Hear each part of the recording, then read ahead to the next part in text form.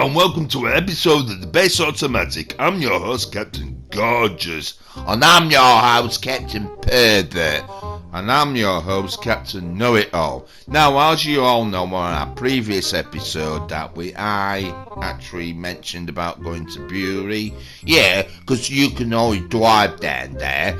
Well, obviously. But obviously we were talking about certain things, about there's more than just the Top Gear exhibit. Now it's all different because it's gone.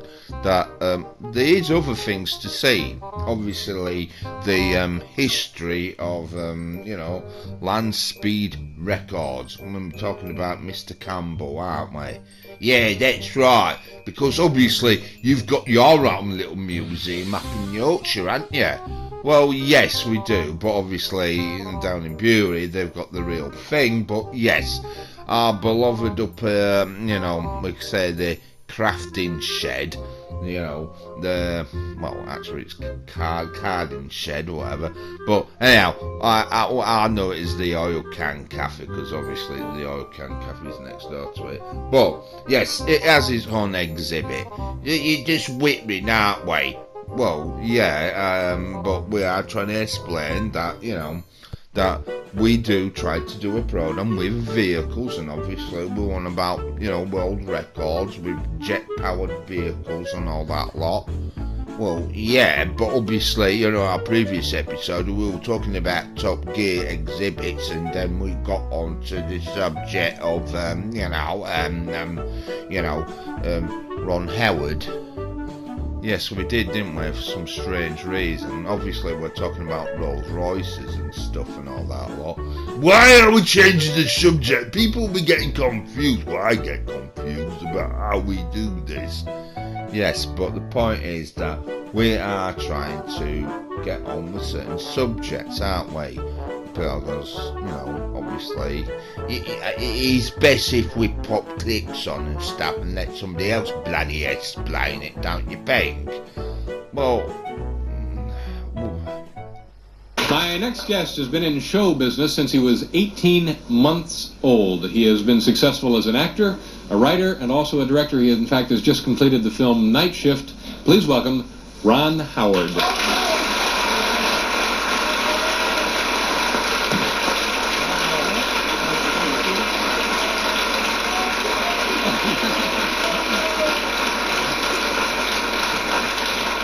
Thank you very much for being here. It's a pleasure to meet you. Now, is this, we know it's possible, 18 months? Hard to believe. Hard to believe. Yes, it is hard to believe.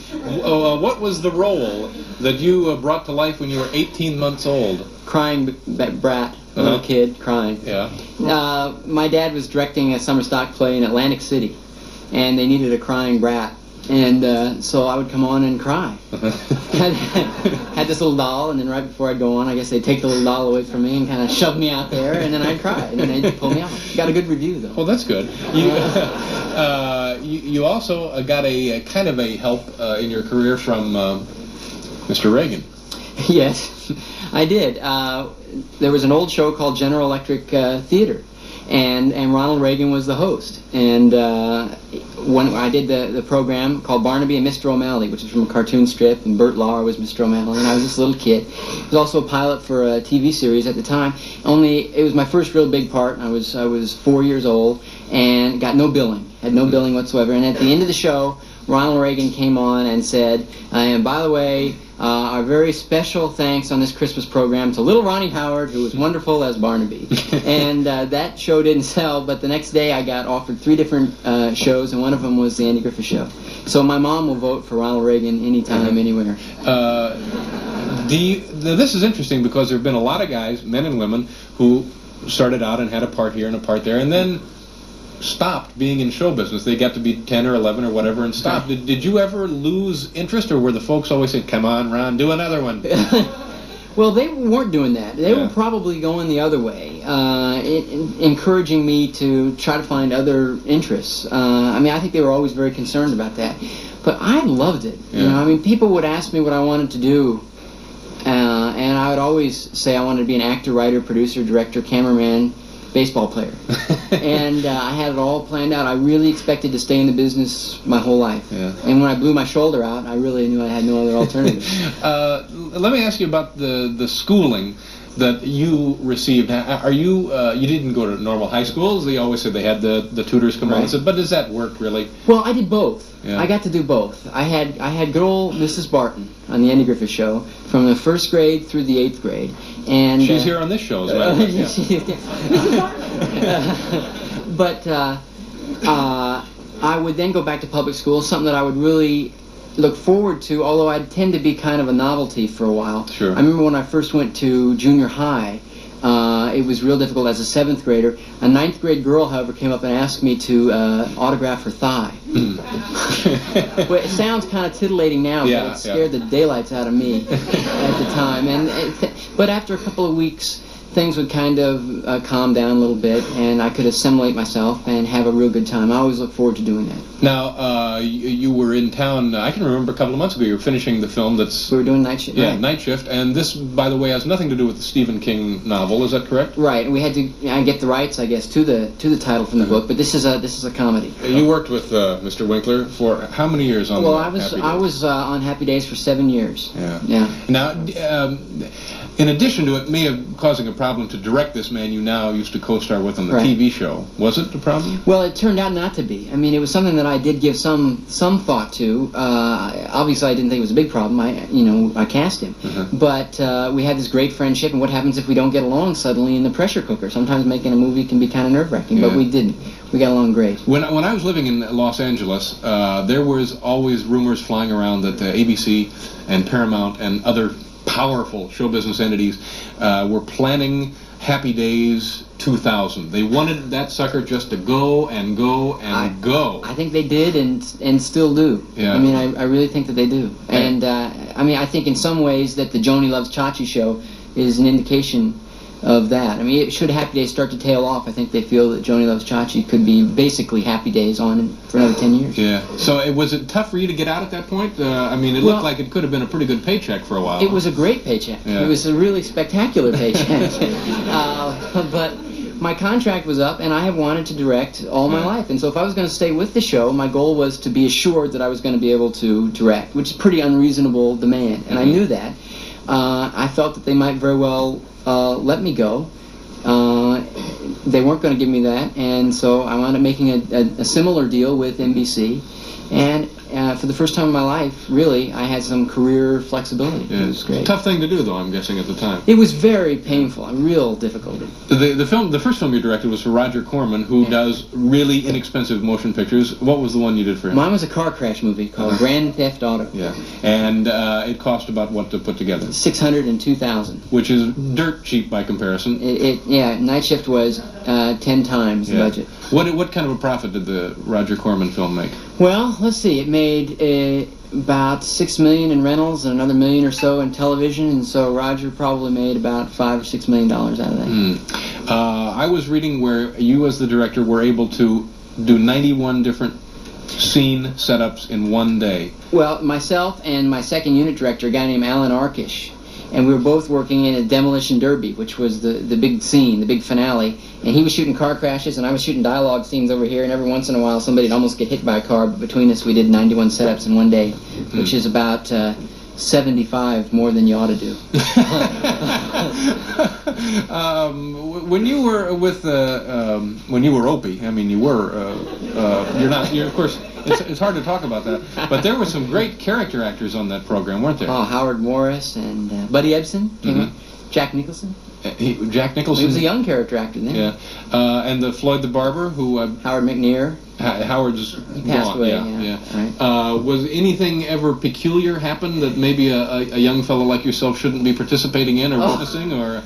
Nothing really that peculiar. Although the makeup man used to nail Andy Griffith's shoes to the floor every once in a while. Something you shouldn't do to your 6th grade teacher, but nothing really terrible. Nailed them to the floor. Yeah, only if Andy bought a new pair. Yeah. Andy didn't mind this? He'd chase them around and throw the shoes at Lee, and then they'd play the banjo and guitar, and everything would be okay. When you were a kid, and I'm sorry I keep dwelling on this whenever you're here, but there's many interesting aspects of this that I don't think people are aware of. It didn't occur to me that most of your life you've been making huge sums of money. I'm not mostly. No, I'm right here. Not just your adult life, but since you were very, very young, you've been making large money. Well, on the Andy Griffith Show, I get paid, compared to what people get paid now, of course, it's not that much, but I remember the first time that I really kind of came to grips with the fact that I was in a high-paying profession was when I was a huge baseball fan. And there was one year, I think it was 65 or 66, when both Don Drysdale and Sandy Koufax held out spring training together. It was huge news, and I was a big Dodger fan. And then I saw what they signed for.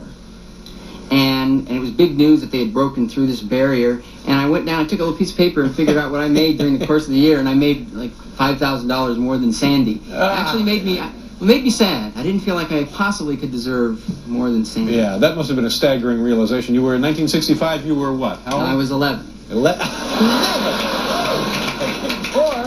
Making more than Sandy Koufax. I know. Well, Man. life is not fair all the time. Let's see. Let's do a commercial. And when did you want to direct? Now that almost seems like a joke anymore. Actors say, "Well, I eventually hope to direct." Right. But you did it and have been very successful. Well, I used to watch my dad direct plays and things like that. He's an actor, and my pat answer when I was a kid was I want to be an actor, writer, producer, director, cameraman, and baseball player. Until I found out about Sandy and the salary. Then sure, forget all about that. No point in wasting your time there. And you, at one point, you had some interest in a pornographic film. Well, not deep interest. No, but that's what I've heard.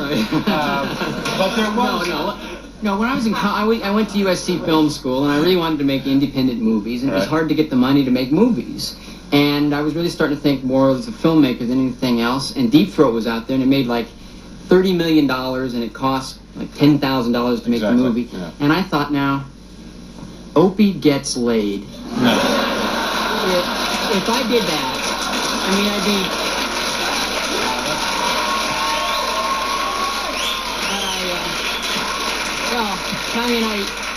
I didn't do it. I wouldn't do it. It would take me out of the mainstream. So you weren't thinking specifically of making when you just liked the idea of being able to do something. It was a stepping stone. Yeah, but I mean, the topic would not have been X-rated, or would it have been? It would have had to be. You got to deliver the goods. But see, I misunderstood. I thought you only kind of had an interest in the marketability of an inexpensive film that then brings in like a gusher. But nothing would if it wasn't, So you really, this actually crossed your mind then? It crossed my mind one drunken evening at college. Well, this is just getting better and better. Now, let's see, then Parenthood. Now, this is something very close to your heart, going from, what a miserable transition this is. Into my life as a parent. Yes. Now that relates to movies. But it's...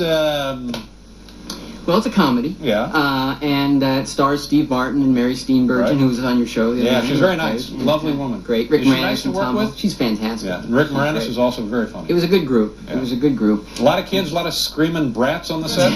Definitely, a lot of them. Because, that's what the movie's about. I have 4 kids. They scream quite a bit. How old's your oldest? My oldest is 8. Yeah. My youngest is 2. And then I have twins in there in the middle. Wow, that's great. Yeah. It's a good group. Plan to have more, or is this... I'd say we're in a holding pattern at this point. Now, let me ask you about is this true that the middle names of each of your kids have a added significance? Or is that... No, did I misunderstand that as well? Well, you're really digging deep tonight. I'm sorry. And that's okay. No, my kid, it has to do with where they were conceived, because we didn't want to get into middle names of the family and so forth. People would be insulted at having to use a middle name, so... So their names become like the location? Is it geographic? Is it like a name of a... Okay, somebody named Milwaukee in there? Or... My first one is Bryce Dallas Howard. That's very nice. That's nice. Very distinguished name, yeah. My middle, the twins, are Jocelyn and Paige Carlisle Howard, named after a hotel here in New York. Ah. And Airport Marriott.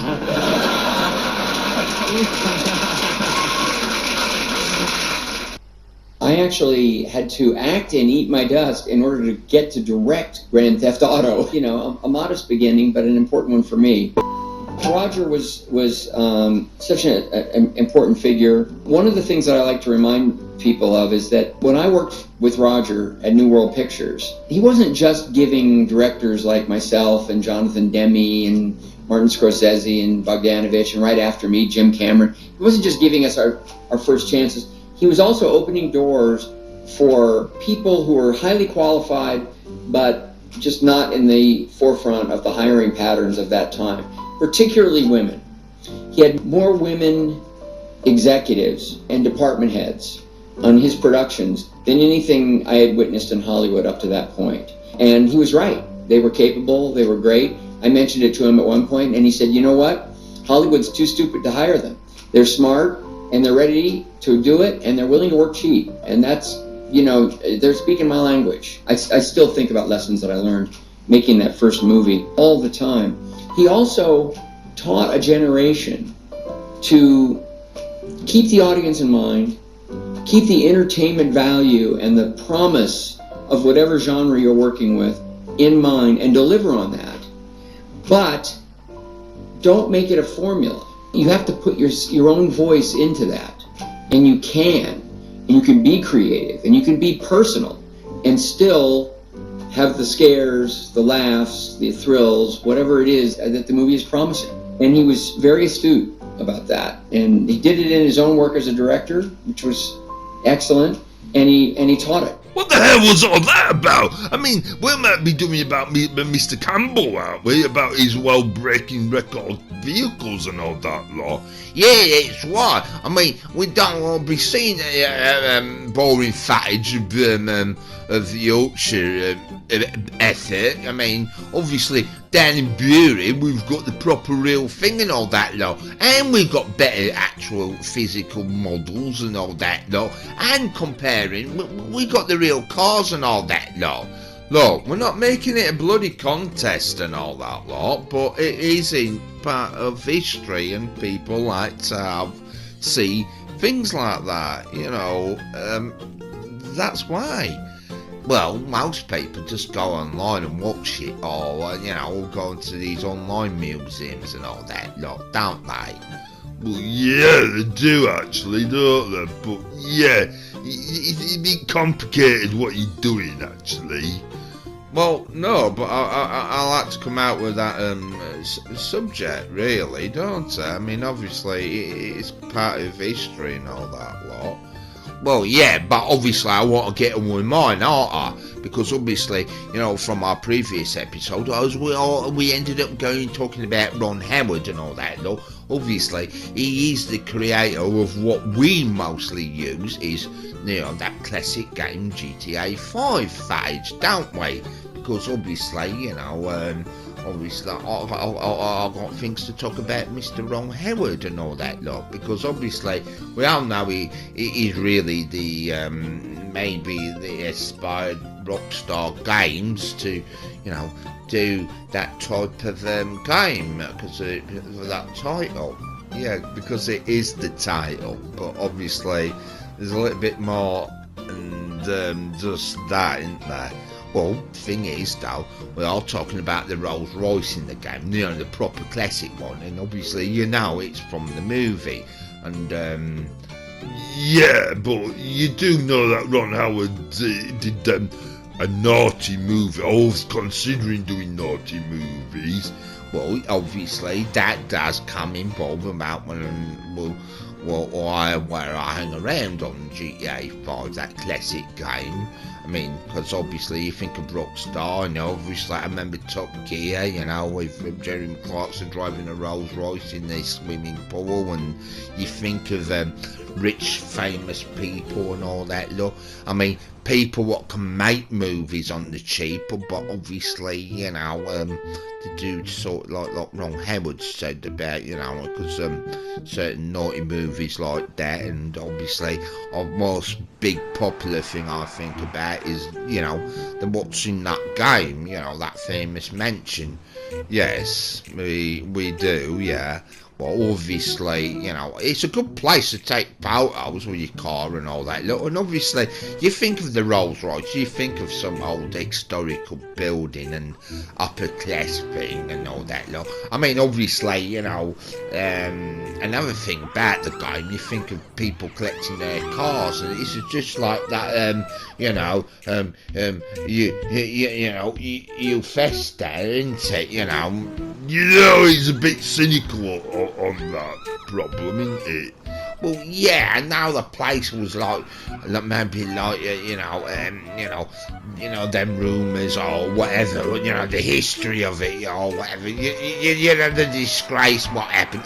Technically, it was like a prison or something for ladies or something. But yeah, there were all that dodgy crime or something, wasn't there? I mean, they talk about that Thursday nights, the peg night. Yeah, what were they dressed up as pigs or something, instead of bunny rabbits or something?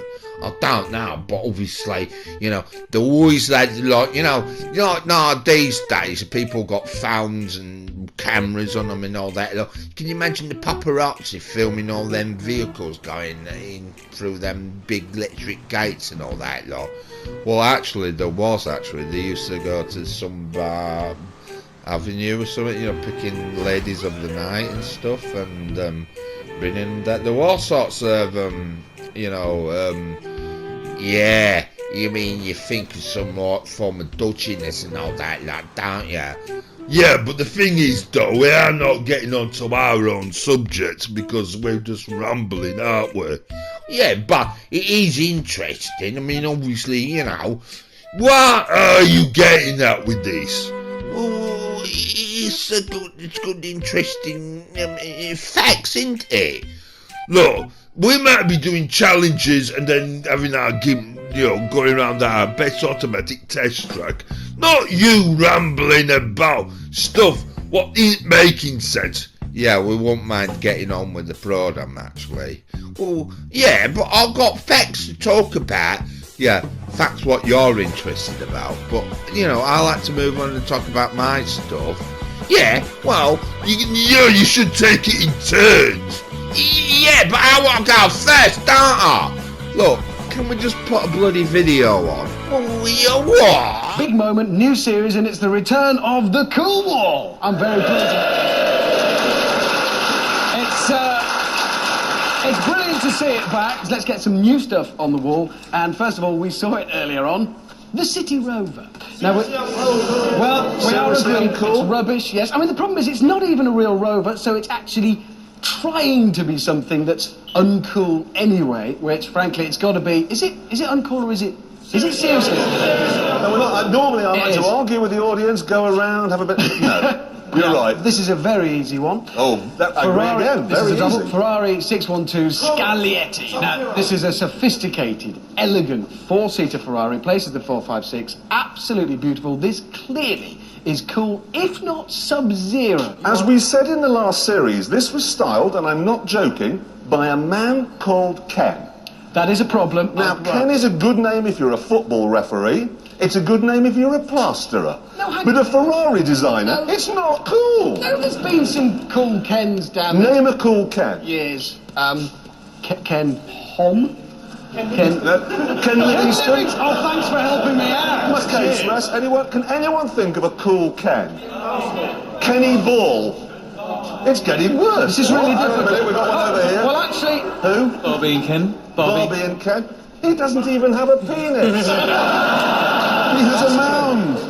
So, that leaves us with this. Aston Martin DB9. Okay? Can I hear anything other than Sub-Zero?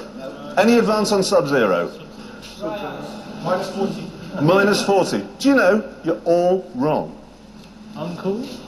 It's not Sub-Zero. Uncool. We have had to build a new section for it. The DB9 section, and it's a French. And there it is.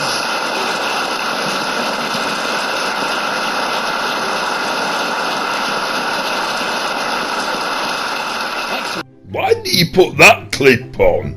Well, obviously, I just put some random one on. Now, obviously, we've seen it in the previous past, because obviously we always think about, you remember we did the episode about, driving online with a pink car. Yes, I do remember that. Well, we had the Gimp driving the pink car. Well, obviously, with you molester, right, that he had his ladies branded to driving little pink cars about, didn't he?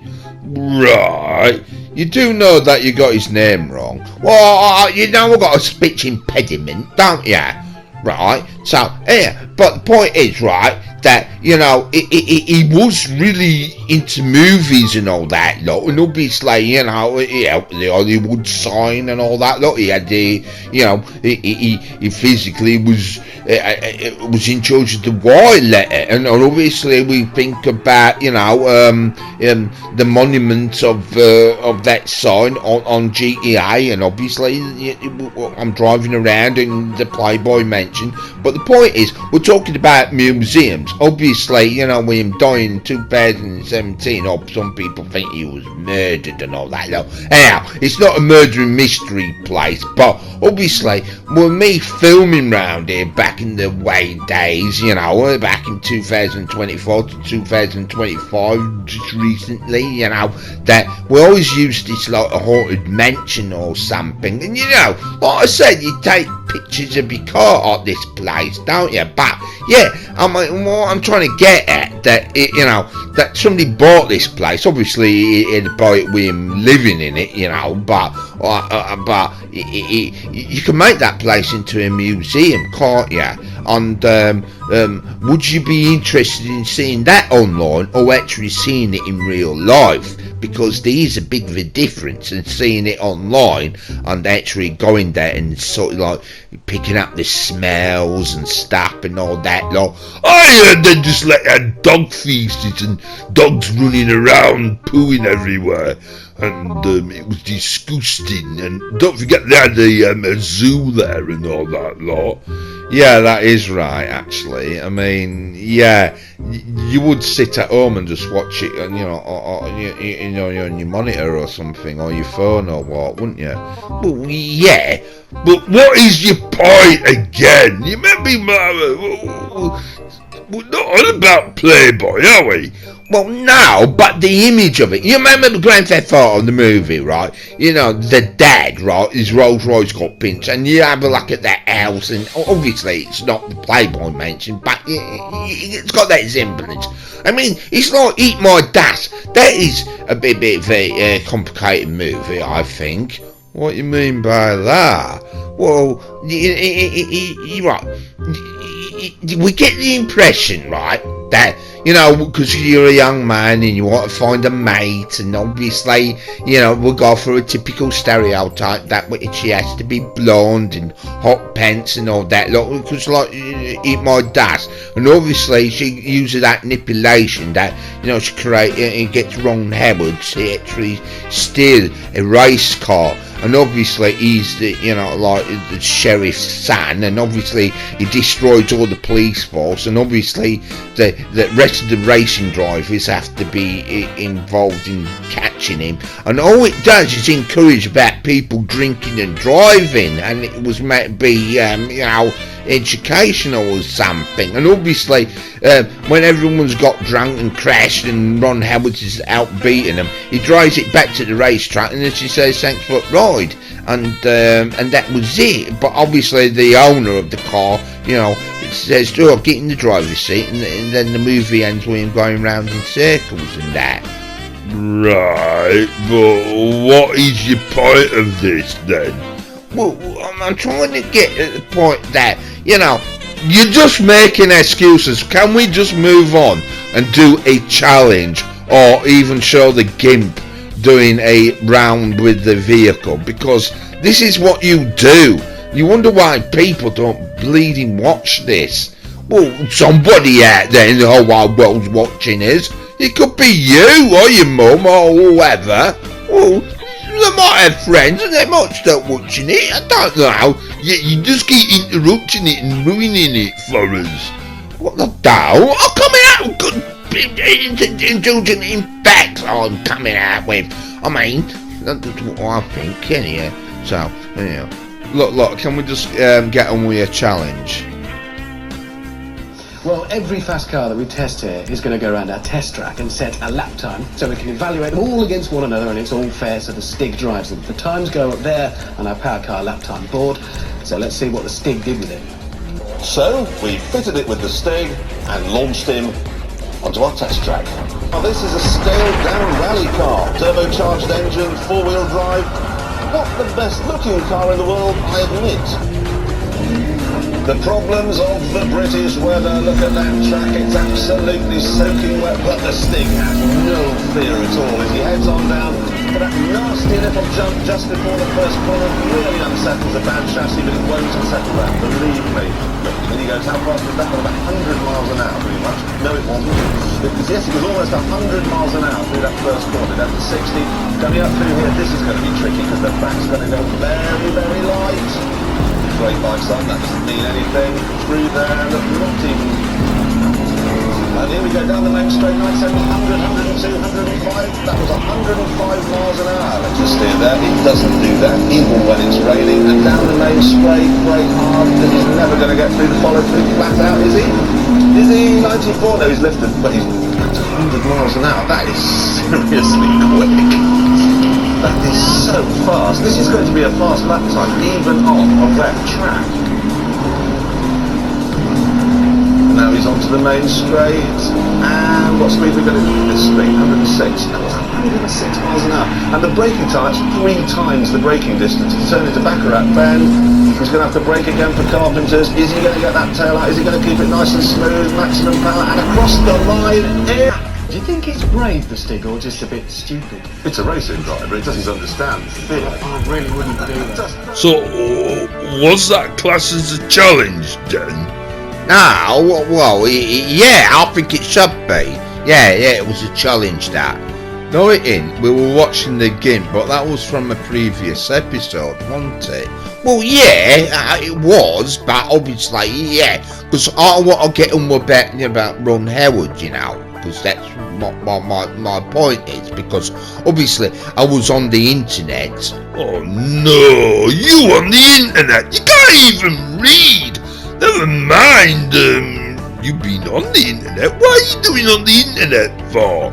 Well, obviously, I was reminiscing about, back in the days, back in 2025, because obviously, it was a different time of the year, actually, because, centuries or whatever, but the point is that we all remember the heyday of GTA 5, don't we?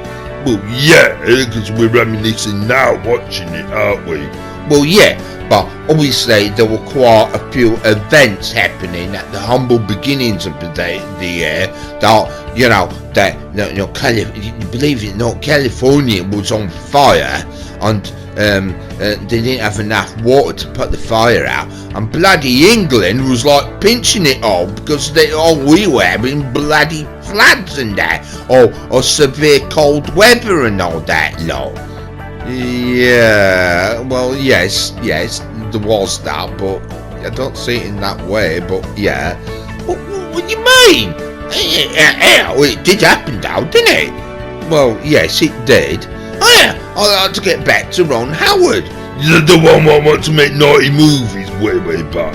Well, he mentioned it because obviously, because low budget movies. Obviously he worked with Roger Corman, right, because he made movies on a lot cheaper than other movies, but the point is that I was on the internet looking at the pictures and that, right, okay, and there was like some rumour at the time about him making true stories, and obviously I thought it'd be quite interesting. Obviously, he did Russian and Beautiful Mind and that, but obviously, like, what happened if he did the Top Gear movie, or maybe the Playboy Mansion movie or something? Right. What are you getting at? Well, the thing is, when I was looking at the internet, that you know, because you know, there were people replicating Top Gear vehicles, even the not real, the real ones, but because we don't know what's really happened to the real ones, do we? Just yet? Well, no, we don't. But what is your point now? Look, can we just get on with putting a clip on or something? Well, now I've got quite serious discussion about, you know, doing this, right, about Ron Howard. Yeah, you keep saying that, Ron Howard, but he was an icon, you know, in our days, you know, well, my days, you know, doing all them car crash movies and all that lot, and he was like the little wordy nerd what always got the girl, but he didn't really get the girl, but, you know, well, he got his end away or something, maybe, you know, it was them type of movies, wasn't it, you know, giving us as young men, yeah, the only way you can get a girl is, you know, because you need a good car, don't you? And obviously, like if you look at the movie GTA compared to Eat My Dust, I mean, these are quite, yeah, you know, because they are PG movies, and obviously, you mean you were badly influenced by the movies, weren't you? Well, yeah, because obviously the best way to me to get behind the wheel is actually to play it on a game, and obviously the only way you can do it is talking to women on the mic on the online session on GTA 5. It's obviously, you know, trying to impress them, and but obviously you don't meet these people, do you? well, no, you only meet them online, don't you? Well, yeah, I know that, obviously. Yeah, but the thing is, though, we don't actually go online. We get somebody else to go online for us, don't we? Well, yeah, we do. We get the GIMP on, don't we? What? Doesn't speak, but yeah. Well, yeah, like our GTA characters don't speak, but obviously we can speak on the mic, but yeah. Where are we going with this subject, though? Well, the thing is, though, like I said about Ron Howard, you do know I wanted to get on with my subject, and you're just dragging this out. It's just terrible. Oh, I'm not dragging it out. Oh, I'm coming out with consumer advice and stuff about, you know, stuff and that. Look, it's meant to do with cars and that, aren't we? And we're not doing very well, are we? We are? What are you on about? You're not. You're just making excuses just to interrupt us and all that lot. I'm not interrupting. You well are, because we're not getting on with anything of our stuff. I mean, I've got a backlog about even stuff I need to get on with. Well, I'm not bothered about your stuff. You are. You like Bond. Well, funny enough, that Bond, you know, Mr. Hefter, Lester, right? Well, will you just get his name right? Well, all I know is, well, obviously, you know, he started off from nothing, right? You know, and obviously he bought pictures of Marilyn Monroe and borrowing money off his mum and stuff, and that. Look, if there was no, you know, you just think about it. Imagine if the times were different for him, if the internet was out and all that. Look, it would be totally different, wouldn't it? For, you know, that magazine, you know, because you know, he didn't even pick the name for Playboy. Right, okay. We're not discussing on the history of it, though, are we? No, but we are interested about his cause. His cause in the museum. Well, yeah. Well, yeah, but the thing is, that's what I'm trying to get back at, about museums and stuff, aren't I? I mean, obviously, we know the house is gone, but obviously, you know, well, the house is still there, I mean, but obviously it's been observed and, you know, natured and restored back or something with the history of it? You mean you haven't done any research by babbling on about this, have you? Well, no, but obviously, you know, it is an historical landmark, and obviously it's a landmark in GTA 5, and obviously it leaves you with the imagination about what could be hiding in them garages. I mean, what would it be nice to think about what cars he's got? I mean, why do we think that when I see a pink car on the game that I might presume it's just a female online player? Is it because of Mr. Hefter, you know? Oh, just give up his last name.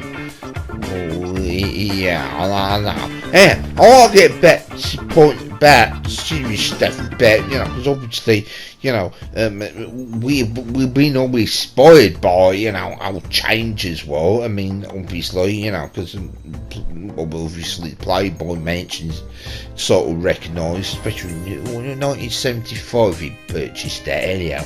But the point is, you know, we think about young filmmakers and stuff, and you know, all them world parties, and I'm thinking about, you know, it was surprising with Ron Howard, didn't it, you know, about them naughty movies, and you know, because obviously, you know, he you know, oh, what are you babbling on about again? Look, we might be doing lease a program, and all we've done is witted on arguing about what we're going to put on. Obviously, I want to talk about, you know, vehicles what are breaking records and stuff, and obviously, and that guy wasn't like him, was he? Well, yeah, but obviously, Mr. Campbell and all that, that was, well, you know, they were scrimping and scraping for money, but obviously they managed to build them machines and that. I mean, you know, they got with Hugh Hefner, I mean, they could, you know, bomb some money or something. Well, yeah, he did put some strange articles in his Playboy magazines, because obviously, as you all well know, that I'm studying James Bond. Well, yeah, sort of, aren't you? What do you mean, sort of? Well, you ain't got through the bloody first movie yet, have you? Look, I am not watching that movie. I wasn't through that, even this Daniel Craig one. Do you know that history about that movie then? What do you mean? Well, the thing is, right, that, you know, that Quentin Tarantino, right, was going to buy the rights. Well, he was going to buy the rights, and obviously the Bond producers were panicked, because obviously they thought his film would be quite a very good film, and obviously you'd be thinking about, you know, using your imagination what James Bond be like. I don't know, you know, when you're thinking Casino Royale, I can imagine that. Yeah, it'd be like this, wouldn't it?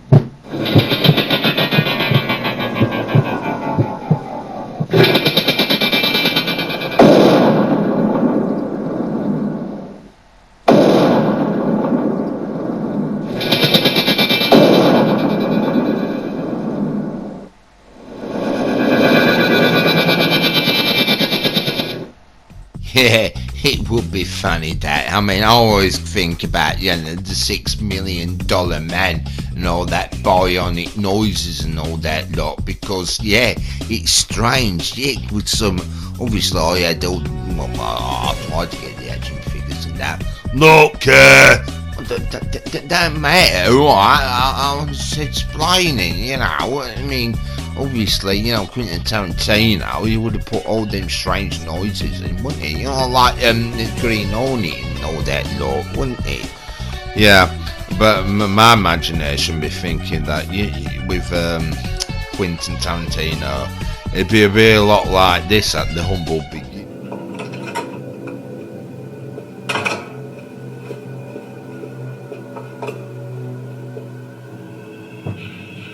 Evan really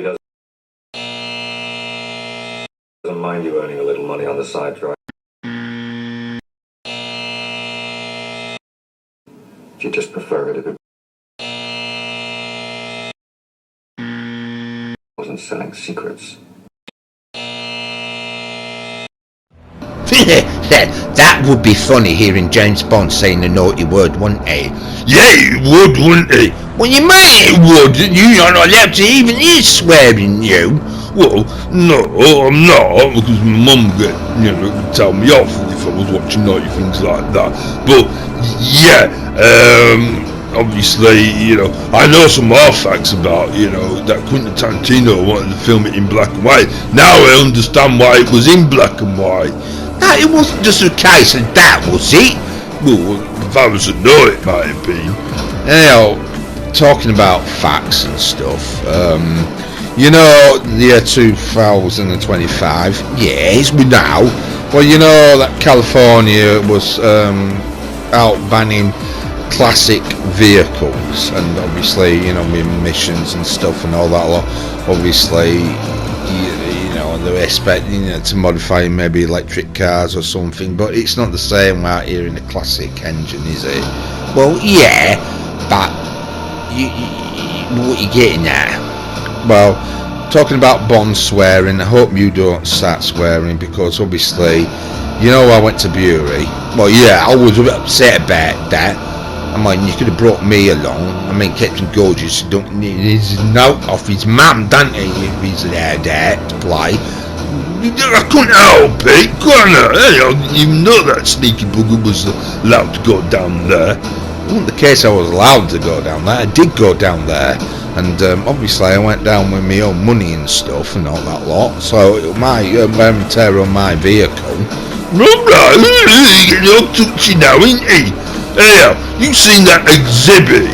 Well, they're talking about scrapping vehicles and classic vehicles and stuff, because obviously they have been scrapping the vehicles at the exhibit. What? Well, obviously, the vehicle you seen there, the great big large red Panda Fiat, the stretch limo, and it was made into a seating area for us. Right, yeah, what you're sat on. Did you break it? No, I didn't break it. Well, you have gained weight. I didn't break it, I didn't even sit in the middle of it. Right, what are you getting at? Well, that's been scrapped. And James May's airship got scrapped as well. You mean the caravan? Yeah. Well, yeah, alright. But that the Mini, what they launched off that ski ramp for the Winter Olympics. Oh yeah, I can see it. It's all rusty and all that. Because they left it outside, didn't they? Well, don't forget that most of them vehicles were left outside, even before Bury got their hands on it. That Mini's gone as well. That's been scrapped. But there is some hope. This is why I wanted to talk about the Campbells doing well records. It's because we all know that Jeremy Clarkson is known for the amphibious crossing the channel, and he wanted to beat Richard Branson's record, and obviously that vehicle tried to break a record, and it is a TV memorabilia.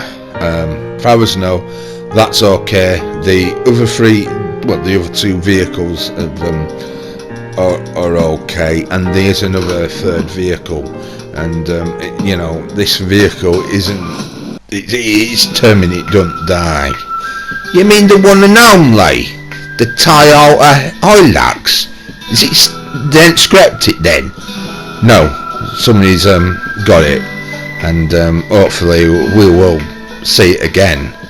All right. So where is it? Well, I'm not gonna surprise anybody with that until we show the footage. All right. So okay. So that is quite a bit of disappointment. We're missing out on this, aren't we? Well, if we had a license or something, it'd been interesting. Obviously, we have our classic vehicles. Obviously they're going now, aren't they? Because GTA 5 was gone, and there's 6, and obviously there's many of young men won't be buying real cars or classic cars, but they've been collecting cars in a virtual world, GTA 5 at the time, and they've grown up playing on GTA. And once upon a time, a lot of that generation that grew up, every Sunday going down and watching the TV maybe with their parents, or the dads, or mums, and watching Top Gear at the time, and then maybe running back upstairs and playing Top Gear. Usually people used to be obviously messing about on Sunday night and stuff, didn't they? Yeah, they did, didn't they? Yeah, I noticed it. Yeah, we started doing weird stuff like that. Yeah, but then you start getting me mad and angry, and then we'll all have to go in separate lobbies now. Well, the producers don't want us all together, do they? But obviously, in our past, we've actually used, miniatures, haven't we? Well, yeah, yes, we did, and, yeah. We're rambling a bit. Yeah, but the thing is, though, we've tried to replicate certain chase scenes, haven't we? Right. What are you getting at? Well, obviously, we have been on location with Stanage Tunnel, obviously, and we wanted to do that run, because obviously there's that famous race, isn't there? Well, yeah, for a cheap batty or something, innit? Well, yeah, but to be respectful, I would say, obviously, the river authorities didn't want us driving real cars, obviously, but obviously when we said we were using miniatures and stuff, and well, yeah, but obviously, yeah, well, obviously we haven't done that video. It's like me, I might be doing, because obviously, because it's Christmas and it snows only once a year on GTA 5, and obviously in 2024 it was like the last Christmas, and all I had was no Rockstar editor because I was using a PS4 at the time, right? And there's no, and obviously we will still behind having our not so time racing driver driving, my the Aston Martin I want to drive for Timothy Dalton's first outing. Yeah, but then the producers want me to do a James Bond special as well, Yeah, this is where I'm a bit worried about you two arguing, swearing, and getting everyone upset. So I think really technically I should leave it on that note. Yeah, but I've got to talk about Ron Howard, because talking about that, because that is the theory, that's what it was titled, that I wondered what was going about that. About what? About, right, technology's got improved, didn't it? You got the AI technology, and obviously some people might thought they're going to bring Top Gear back, but like computer generate Jeremy Clarkson and make him that younger, and James May and all that lot, and you know, try to convince us that way. You know, AI technology. Well, yeah, but would it really work? Well, the thing is, though, they've got to think about good stories and stuff. But obviously, what I got heard on the internet about, you know, Ron Howard, right? Because come on, he does, you know, Petrolhead movies, yeah, The Humble Beginning, all right, you know, he had Roger Corman, you know, I mean, obviously he's a legend before, you know, what many of them low budget movies, but we all know that, you know, you know, Ron Howard has done other Petrolhead movies, or one famous petrol movie, and he'd be really good at doing Top Gear, the movie. They're talking like from the humble beginnings, like, you know, like when Andrew Rippin came into it, and up to Jeremy Clarkson's, you know, humble beginnings. Or is it just going to straight start with them three or something? That would be interesting. Well, yeah, we'll have to see what happens, because obviously, you know, there's been many movies what have ideas for making movies, but then nothing happens. So on that, I think we should leave it at that, don't we think? Or what? Okay, yeah. So on that sealed up envelope, it's time to end the show. Why sealed up envelope? Makes it mysterious, so we'll say bye for now.